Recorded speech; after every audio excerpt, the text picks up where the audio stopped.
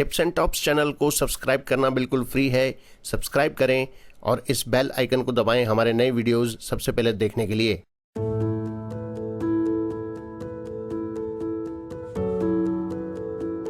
स्वामी रामसुखदास जी महाराज को शत शत नमन।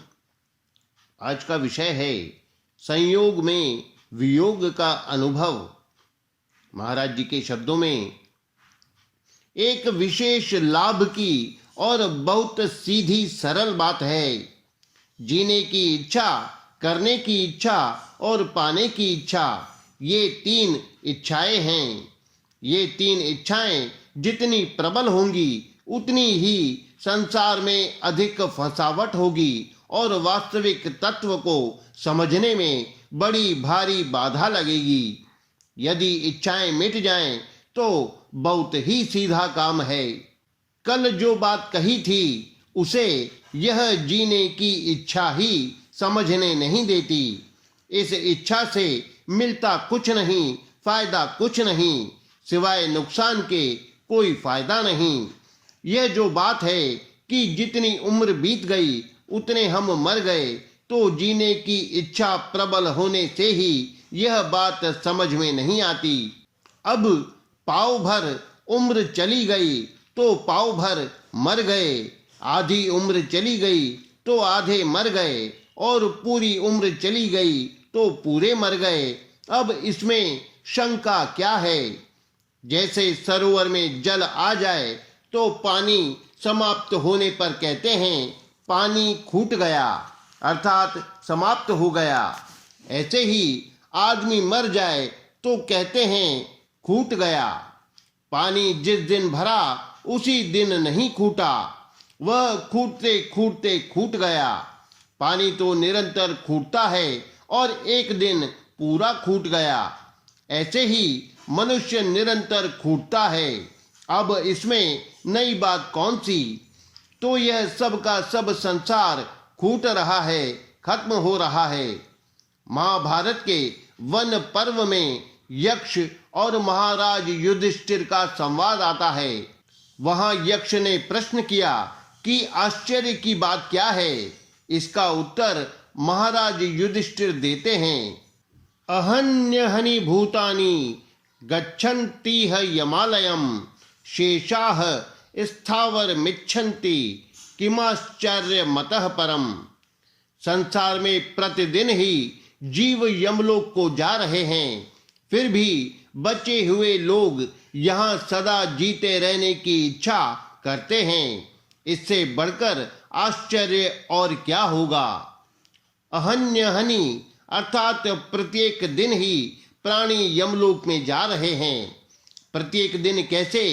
जिस दिन जन्मा है उसी दिन से यमलोक नजदीक आ रहा है।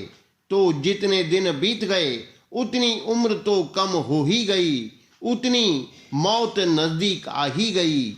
इसमें संदेह नहीं है। दर्शन प्रतिक्षण अदर्शन में जा रहा है। एक दिन नष्ट हो जाएगा तो दिखेगा नहीं।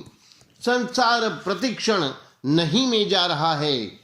यदि वर्तमान में ही सबका सब नहीं में मान लें तो वर्तमान में ही तत्व साक्षात्कार, ब्रह्म ज्ञान, तत्व ज्ञान, मुक्ति, आत्म साक्षात्कार हो जाए। मरने वालों का संबंध अपने साथ है नहीं। हम तो अमर हैं। ईश्वर अंश, जीव अविनाशी। अनादिकाल से हम तो वही हैं और शरीर उत्पन्न होकर नष्ट होते हैं। तो शरीर के रहते हुए ही हम उससे वियोग को स्वीकार कर लें तो परमात्मा में अपनी स्थिति का अनुभव स्वतः हो जाए। जिसका वियोग हो रहा है और जिसका वियोग अवश्यंभावी है, संयोग के रहते ही उसके वियोग का अभी अनुभव कर लें कि इससे हमारा कोई संबंध नहीं। साधारण से साधारण घरों के अनुभव की बात है। भाई बहन खेलते खेलते लड़ पड़ते हैं तो माँ लड़के से कहती है कि अरे भाई, बाई ने क्यों मारे? आ तो आपरे घरे जाई। लड़की को क्यों मारता है? यह तो अपने घर जाएगी। अब वह छोटी बच्ची है, सगाई भी नहीं हुई, पर उसकी भावना क्या है कि यह अपने घर जाएगी, यहाँ नहीं रहेगी।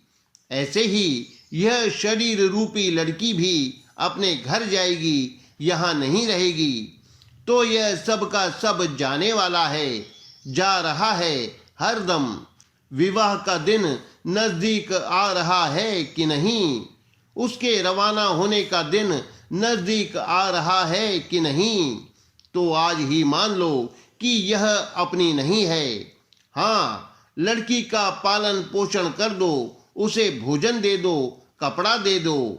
लड़की की तरह यह सारा संसार जाने वाला है, इसकी सेवा कर दो। यह सेवा करने के लिए ही है, लेने के लिए नहीं। क्या लड़की के घर से भी लिया जाता है?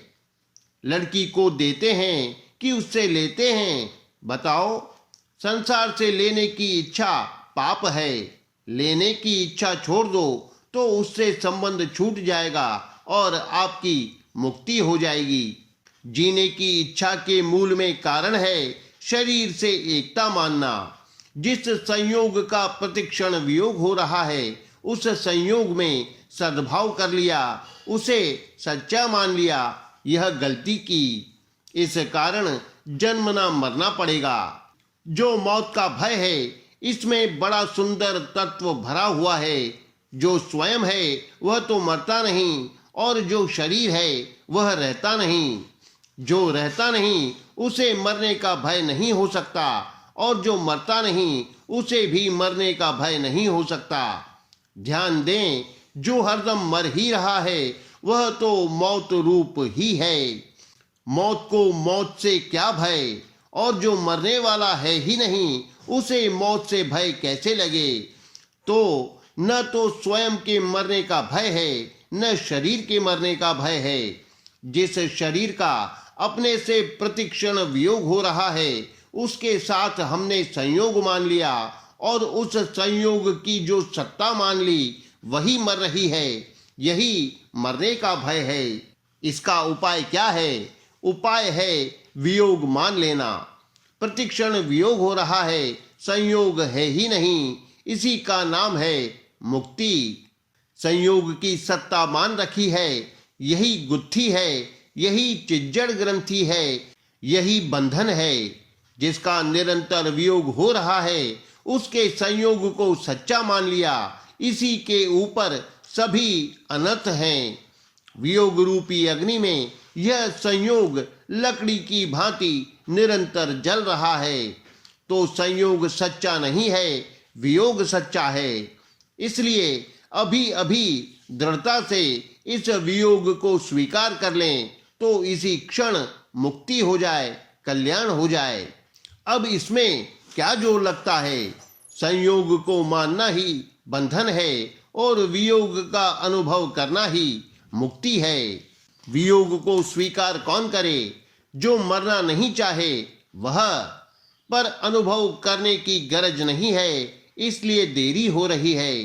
गरज इसलिए नहीं है कि जीने की इच्छा है, और उसमें है संयोग जन्य सुख भोग और संग्रह की इच्छा, जो खास बाधा है। इससे भी एक बारीक बात है। मेरा निवेदन है, आप ध्यान देकर सुने। शरीर संसार का प्रतिक्षण वियोग हो रहा है, ऐसा निश्चय करके बैठ जाएं, कुछ भी चिंतन न करें। फिर चिंतन हो तो वह भी मिट रहा है। मिटने के प्रवाह का नाम ही चिंतन है। मिटने वाले के साथ हमारा संबंध है ही नहीं। यह सब नित्य निरंतर मिट रहा है, और हम इसे जानने वाले हैं, इससे अलग हैं। ऐसे अपने स्वरूप को देखें। दिन में 5-6 बार 15-15 मिनट ऐसा कर लें, फिर इस बात को बिल्कुल छोड़ दें। फिर याद करें ही नहीं। याद नहीं करने से बात भीतर जम जाएगी। इतनी विलक्षण बात है यह। इसे हरदम याद रखने की जरूरत नहीं है। याद करो तो पूरी कर लो, और छोड़ दो तो पूरी छोड़ दो, फिर याद करो ही नहीं। जैसा रोजाना काम करते हैं वैसा का वैसा ही करते जाएं, फिर बात एकदम दृढ़ हो जाएगी। यह याद करने की चीज ही नहीं है, यह तो केवल समझ लेने की, मान लेने की चीज है।